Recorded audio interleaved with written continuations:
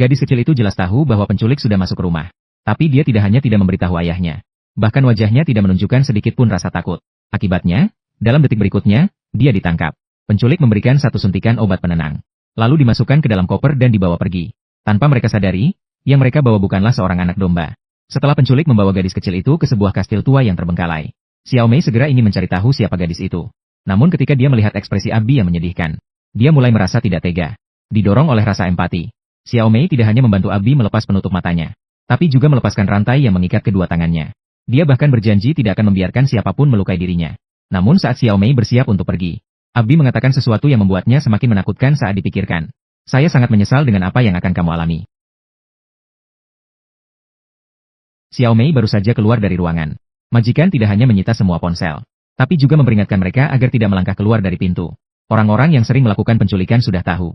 Identitas Abi pasti tidak sederhana. Tapi saat itu semua orang hanya sibuk menikmati kesenangan.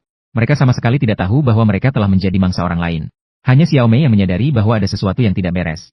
Jadi dia berusaha mencari tahu latar belakang identitas Abi bersama si kacamata.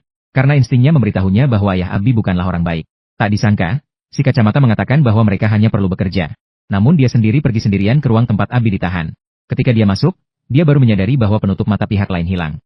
Terkejut, dia segera menutupi wajahnya dengan pakaiannya. Kemudian dia mengerahkan senjata ke arah Abi dan memaksanya untuk mengungkap siapa ayahnya. Melihat lubang hitam senjata itu, dia hanya bisa dengan patuh menyebutkan nama ayahnya.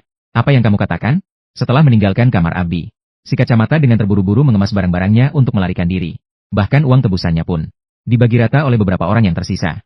Jika ada yang tidak biasa, pasti ada sesuatu yang mencurigakan. Maka semua orang menghentikannya dan bertanya alasan. Akhirnya, setelah ditanya 3 kali oleh semua orang, si kacamata pun mengungkapkan kebenarannya. Ternyata ayah Abi bernama Lazar.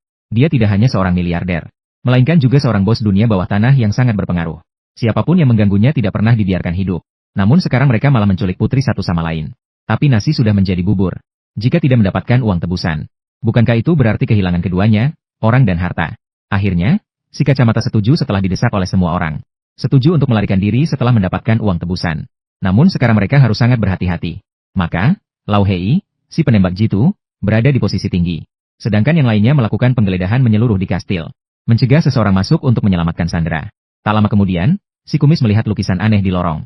Karena orang dalam lukisan itu mirip persis dengan Abi. Namun sayangnya, dia tidak memikirkannya lebih jauh dan berbalik pergi. Sementara itu, Xiao Mei juga melihat sebuah patung yang sama dengan lukisan tersebut. Namun dia juga tidak mendekat untuk melihat lebih dekat. Hanya saja dia menarik jendela atap secara sembarangan. Dan kemudian, justru itu menyelamatkan nyawanya. Namun, si rambut pirang yang sedang menonton TV, tiba-tiba mendengar suara aneh dari belakang.